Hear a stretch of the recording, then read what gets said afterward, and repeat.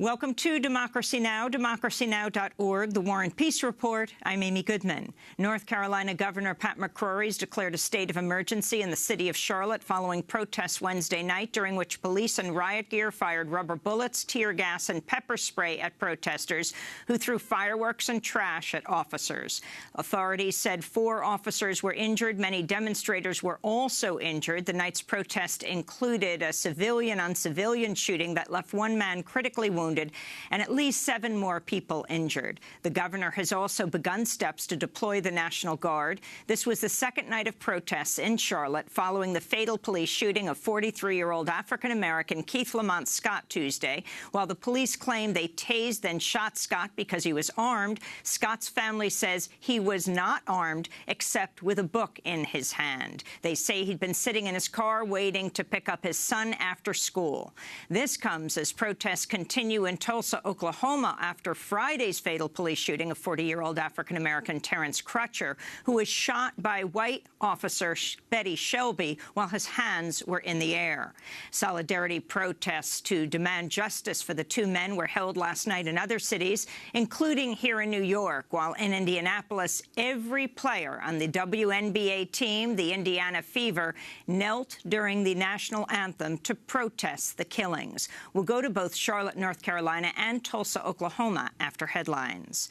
Meanwhile, Baltimore County State's Attorney Scott Schellenberger has announced no charges will be filed against the police officer who shot 23-year-old Corinne Gaines, as well as her 5-year-old son, Cody.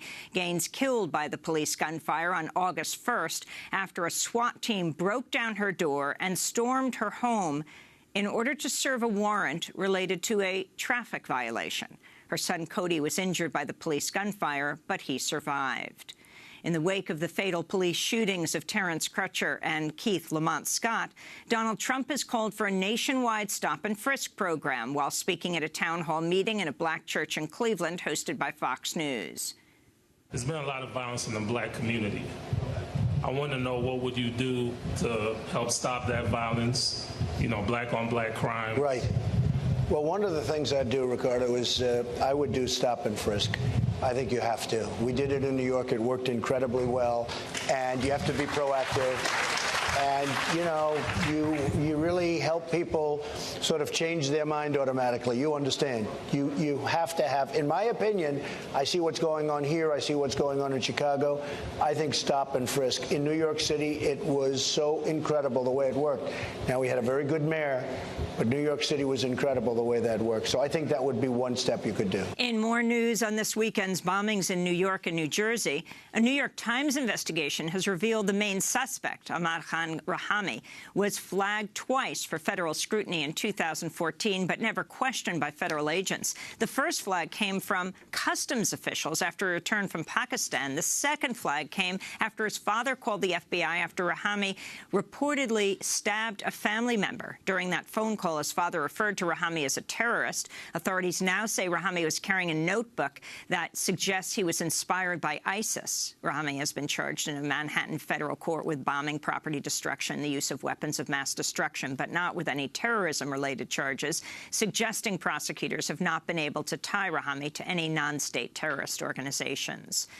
In Mandan, North Dakota, hundreds gathered Wednesday to call for the release of Lakota land defender Alawan Martinez, who was arrested September 13th during a land defense action in which she locked herself to a piece of heavy machinery to stop construction of the $3.8 billion Dakota Access Pipeline.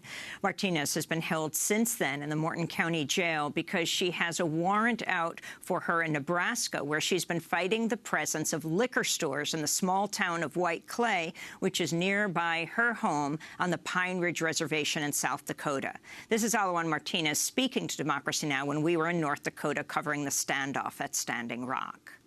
White Clay, Nebraska is a small town on the edge or the border of South Dakota and Nebraska, and it's 4 liquor stores basically, or yes, liquor stores, I guess you could call them. They make, $4 million a year, just basically off the misery and the suffering of my people who are struggling with alcohol and alcoholism, abuses from alcohol. So you're saying it's actually sort of a town of liquor stores that sell to people on the Pine Ridge Reservation? Yes, the majority of the alcohol they sell comes from prisoner war camp 344, and it's basically a very severe infection amongst our nation. And so my idea when we first started fighting white clay was to heal the wound. That's Alajuan Martinez, who's been held for over a week over her Dakota Access Pipeline protest. On Wednesday, Oglala Lakota land defenders also disrupted the North Dakota Petroleum Council conference in Minot, North Dakota.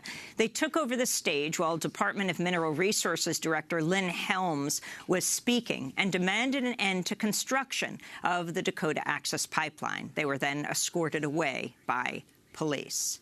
In South Africa, police attacked protesting students with tear gas and stun grenades as students at the University of the Witwatersrand in Johannesburg protested for a second day against a proposed 8% tuition hike in 2017. The students are demanding free education. Last year, massive student protests across South Africa forced the university to back down from plans to increase tuition for this academic year. On Tuesday, at least 30 students were arrested and several were injured by police. The protests have forced the university to close for the week. The University of Cape Town was also closed Wednesday amidst fears of protests.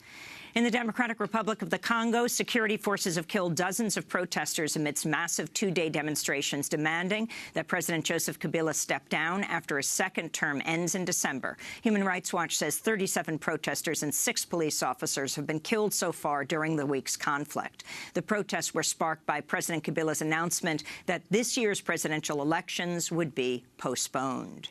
And this year's Right Livelihood Awards, known as the Alternative Nobel Prize, have been announced in Stockholm, Sweden. This year's winners are the volunteer rescue group, the Syria Civil Defense, known as the White Helmets, Egyptian feminist Mohsen Hassan, Russian human rights activist Svetlana Ganashkina, and Turkish newspaper Cumhuriyet, whose journalists have faced arrests, imprisonment, and assassination attempts amidst Turkey's increasing crackdown on the press. And those are some of the headlines. This is Democracy Now!, democracynow.org, The War and Peace Report. I'm Amy Goodman. And I'm Nermeen Sheikh. Welcome to our listeners and viewers around the country and around the world.